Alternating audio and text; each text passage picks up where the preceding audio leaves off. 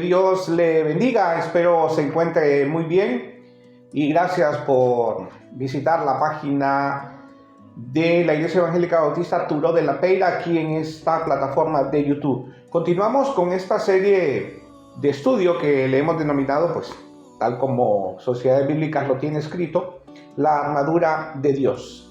Si usted no vio el primer estudio, puede buscar aquí en la lista de reproducción de la plataforma y ahí pues verá el primer estudio, obviamente que es el que antecede al de esta fecha, y ahí usted podrá enterarse más o menos qué fue lo que dijimos en ese primer estudio.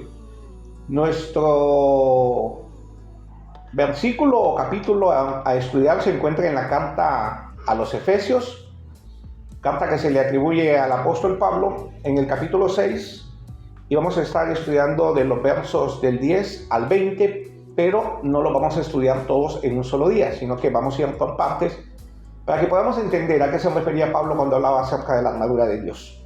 Así que voy a leer los mismos versículos que leí en el estudio anterior y otros 2 versículos más, y luego así vamos a ir en cada estudio de esta serie leyendo los anteriores y los que siguen.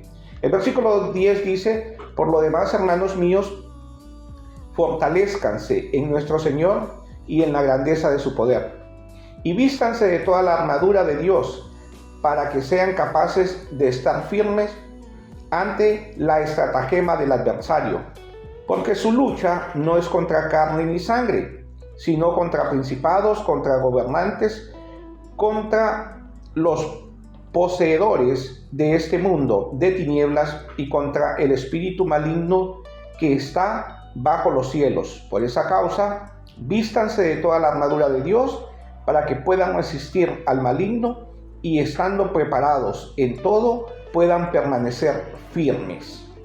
Y leo nuevamente el versículo 11: y vístanse de toda la armadura de Dios para que sean capaces de estar firmes ante la estratagema del adversario.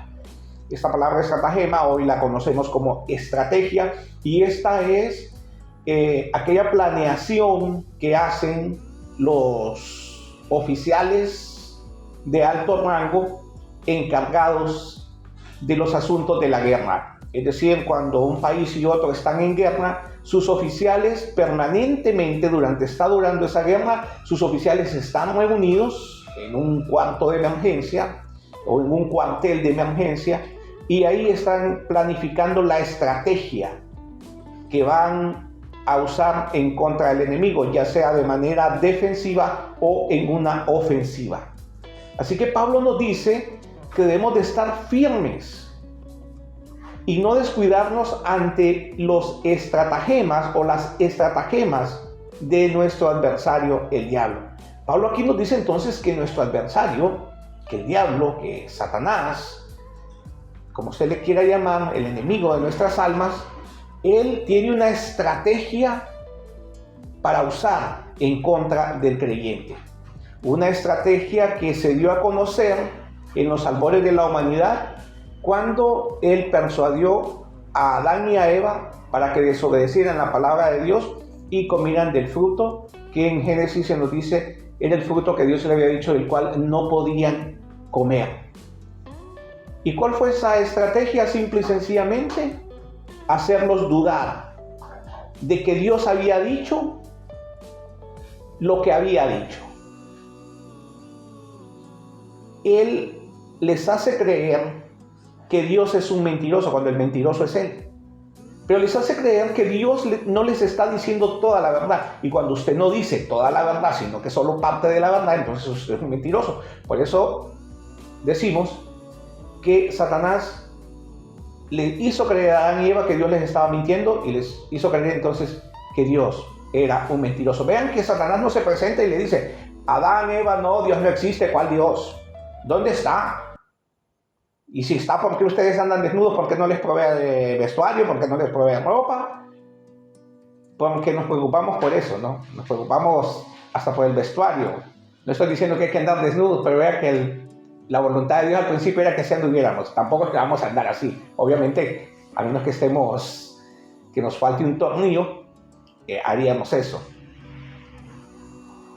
Pero Satanás no trata de decirles a ellos que Dios no existe. Sabía que inmediatamente le iban a decir, claro que existe. Si Él fue el que me creó, Él fue el que creó a Eva. Con Él he estado hablando porque dice que podían tener esa comunión íntima con Dios. Así que lo que hace es que se va por ese método y le dice, con que Dios te ha dicho. Eva, Adán, Dios está jugando con ustedes. Dios no les está diciendo toda la verdad. Dios no es tan sincero como ustedes piensan. Dios no es tan fiel como ustedes creen. Dios no cumple las promesas que les ha hecho pensar. ¿Y dónde se desarrolló entonces esa idea de que Adán y Eva dudaran? En la mente, en su mente. No fue en sus manos, no fue en sus pies, no fue en sus codos, no fue en su estómago. Fue en la mente. Es allí el campo de batalla que Satanás utiliza, donde pone su estrategia, su estratagema para hacernos dudar de Dios.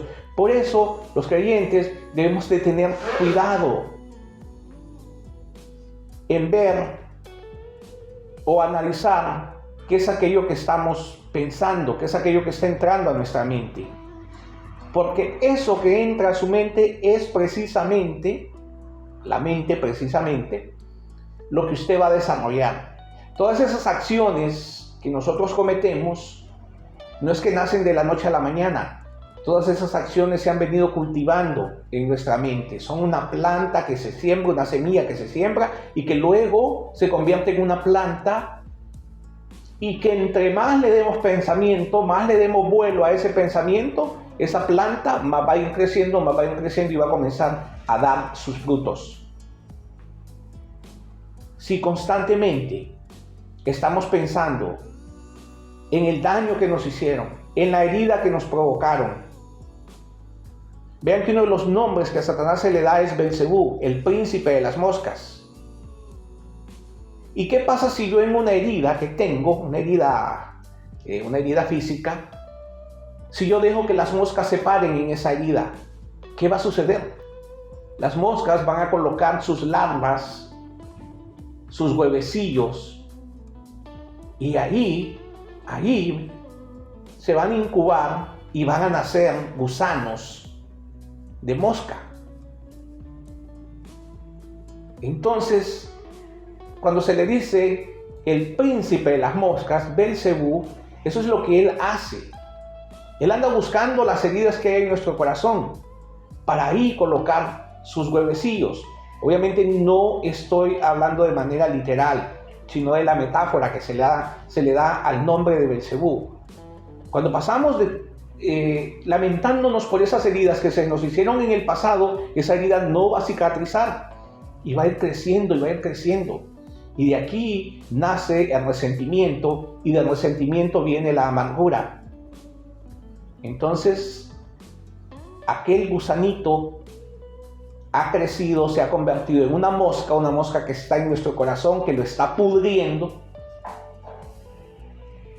que está haciendo una podrida llaga, y que eso está perjudicando nuestro avance como creyentes, nuestro avance en la vida cristiana. Eso es lastre, y el lastre se debe de botar, como la basura que sacamos de nuestros hogares, porque si la dejamos ahí comienza a oler mal. Entonces todas esas actitudes negativas que nosotros tenemos como creyentes y que a Dios no le agradan, todo eso se dio primero a nivel del pensamiento, a nivel de la mente. Por eso no hay que descuidarse, y Pablo nos dice que hay que ponernos toda la armadura. No dice parte de la armadura, sino que dice toda la armadura, porque no ignoramos, dice Pablo. Si un país le declara la guerra a otro país, el otro país al que le declaró la guerra no va a estar ignorando lo que va a hacer aquel país que le declaró la guerra. Va a estar pendientes, sus oficiales se van a reunir, si es posible, en las 24 horas del día. Van a reforzar las fronteras. Si tienen defensas antiaéreas, en aquel tiempo en que Pablo escribió, pues no existían los aviones, ni bombas, ni nada, pero para que nosotros vayamos comprendiendo qué es lo que Pablo quiso decir, en este contexto en el cual ahora nos encontramos, Si tiene defensas antiaéreas, se activan las defensas antiaéreas, llaman a todos sus elementos que han prestado el servicio militar, no solamente a los que están activos, sino que a los que lo prestaron y pues ya cumplieron con los años que son obligatorios para estar en la milicia, y lo llaman y tienen que acudir por amor a su patria. Y ahí están en vigilancia constante en qué momento el enemigo ataca. Pero muchas veces nosotros los creyentes, como no somos como lo que Pablo dice, no ignoramos, sino que sí ignoramos.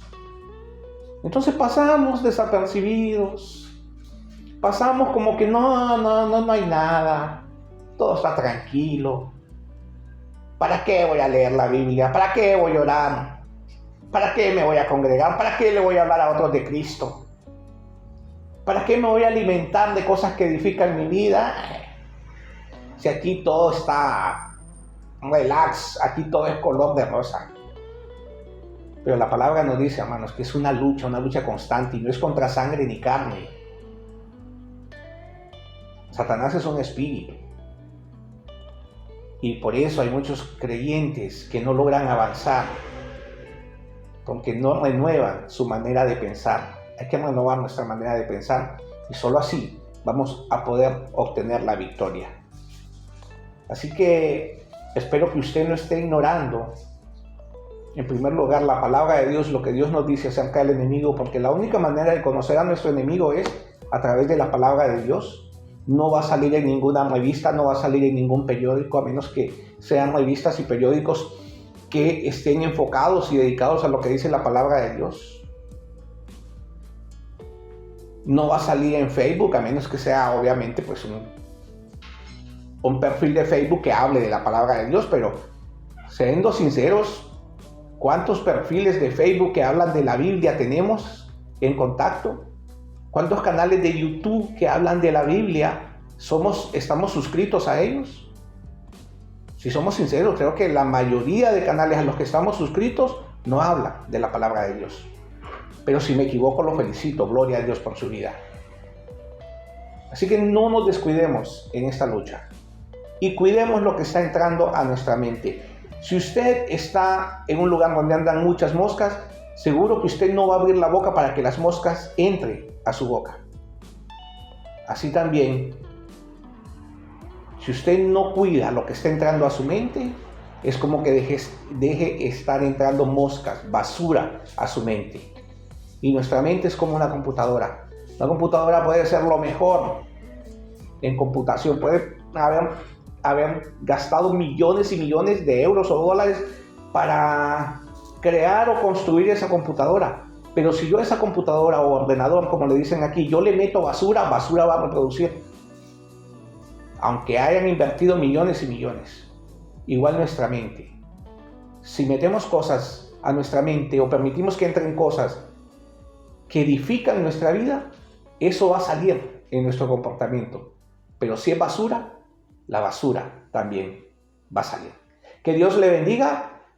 En los próximos estudios avanzaremos más en esta serie denominada La Armadura de Dios. Hasta la próxima.